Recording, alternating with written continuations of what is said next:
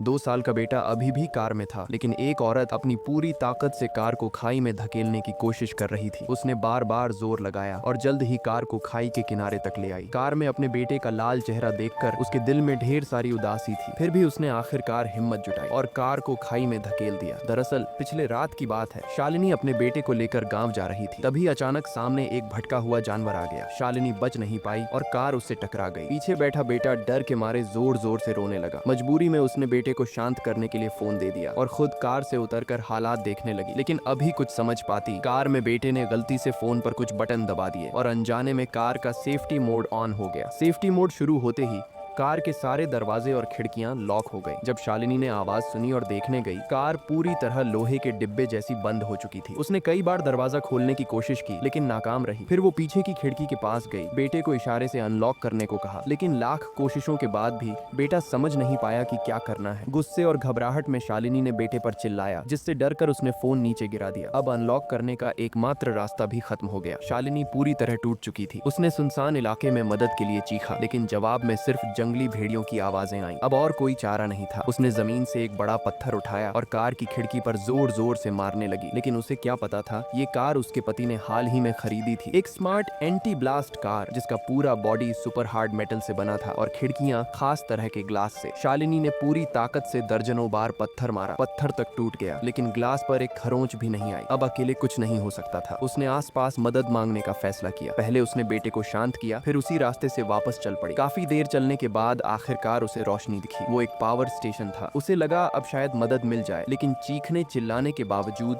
कोई जवाब नहीं आया। मजबूरन वो दीवार फांद कर अंदर गई, लेकिन वहां सिर्फ एक रिंच मिला। बेटे की फिक्र में वो ज्यादा रुक नहीं पाई और टूल लेकर कार की तरफ भागी। लेकिन जैसे ही वो पहुंची, एक जंगली भेड़िया अचानक सामने आ गया और उसे कार के नीचे धकेल दिया। उसने रिंच से हवा में वार किए। भेड़िया डरकर पीछे हट गया और अंधेरे में छिप गया। अब वो और डर गई थी। उसने रिंच से विंडशील्ड पर जोर जोर से मारा, लेकिन ग्लास फिर भी नहीं टूटा। पूरी तरह हताश हो चुकी थी वो। उसने बेटे से कार के अंदर माफी मांगी, कहा कि पापा जल्दी आएंगे, और बेटे को ढांढस बंधाया कि डरने की जरूरत नहीं। लेकिन अगले दिन सूरज की गर्मी ने उसे जगा दिया और तब तक कोई मदद नहीं आई। इस बीच सूरज जैसे जैसे ऊपर चढ़ रहा था, कार के अंदर का तापमान भी बढ़ता जा रहा था। जल्द ही ये 35 डिग्री सेल्सियस तक पहुंच गया। बेटा गर्मी से तड़प कर रो रहा था। उसने अपनी शर्ट उतार कर कार की छत पर डाल दी ताकि बेटे को धूप से कुछ राहत मिले। लेकिन उसे पता था कि ये काफी नहीं है। वो सारी उम्मीद अपने पति पर नहीं छोड़ सकती थी। उसे पास में और मदद ढूंढनी थी। दिल में भारी उदासी लिए वो फिर से उस बंजर रेगिस्तान में निकल पड़ी। तेज धूप में न जाने कितनी देर चली। आखिरकार उसे एक छोटा सा नाला दिखा। बिना पानी की साफ सफाई की परवाह किए उसने झट से पानी पी लिया। फिर वो पिछले रात के पावर स्टेशन गई। वहां से एक कंटेनर में पानी भरकर वापस लौटी, लेकिन तब तक कार के अंदर का